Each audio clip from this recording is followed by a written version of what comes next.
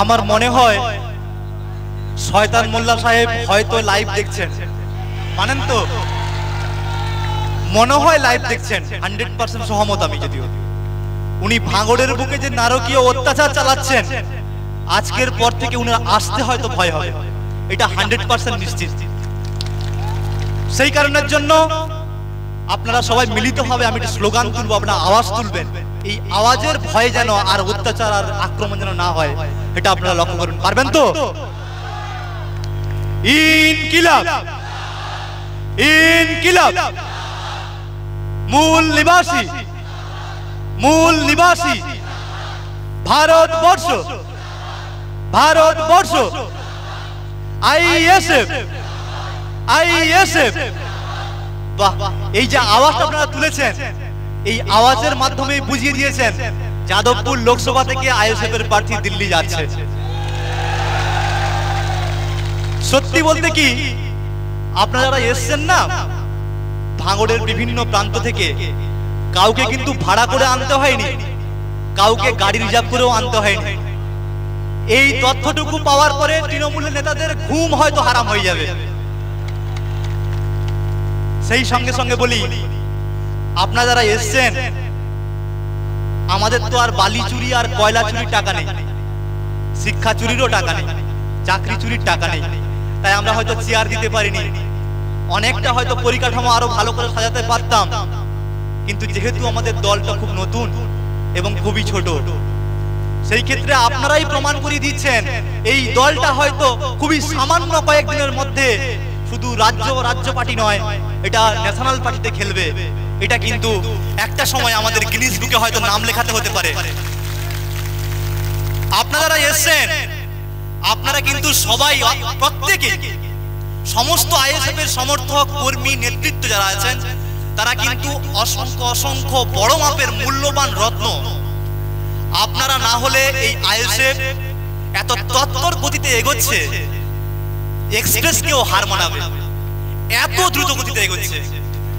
ভারতবর্ষের ইতিহাসে এই রকম রেকর্ড আর কোন রাজনৈতিক দলের আপনারা দেখতে পাবেন না, যেটা আইএসএফ দেখিয়ে দিয়ে যাচ্ছে।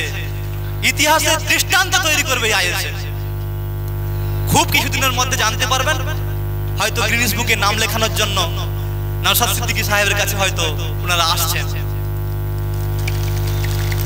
যাদবপুর লোকসভা কেন্দ্রের 7টি বিধানসভার মধ্যে ভাঙড় বিধানসভা একটা অন্যতম বিধানসভা, যেই বিধানসভাকে ভারতবর্ষের প্রতিটি কেন্দ্র থেকে মানুষ জানতো ভাঙড় মনে সন্ত্রাস, ভাঙড় মনে বোম এবং গুলির আঁতুর ঘর।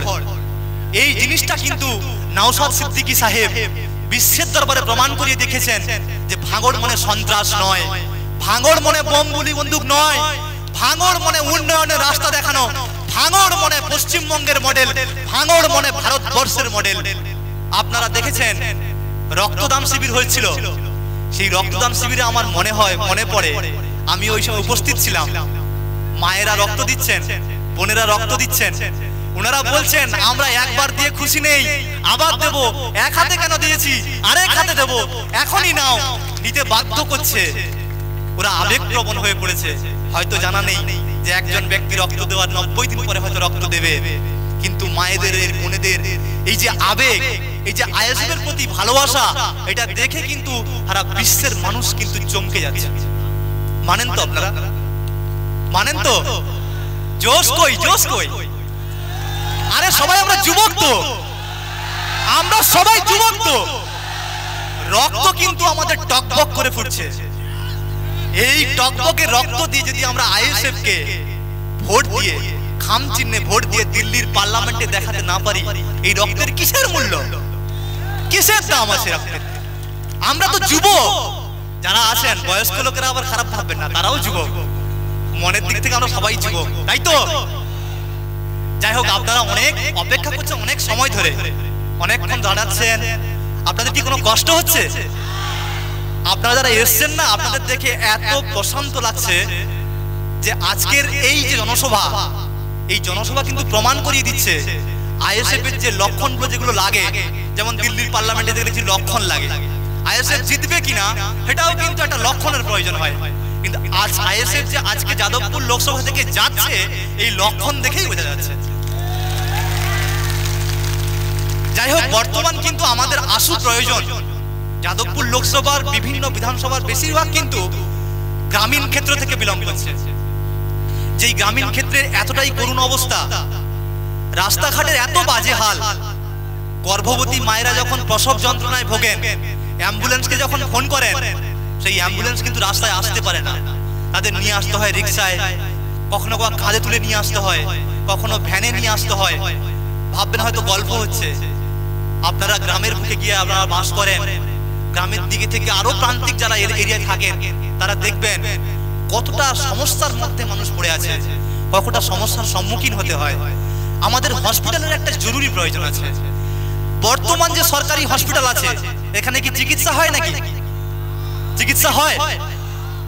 আমি গত পরশুদিন সম্ভবত আমাদের কোনো একজন আইএসএফ কর্মী আক্রান্ত হয়েছিল, আমি অ্যাডমিট করার জন্য গেছিলাম, গিয়ে দেখি না ওখানে সার্চ হয়ে আছে হসপিটালের সামনে।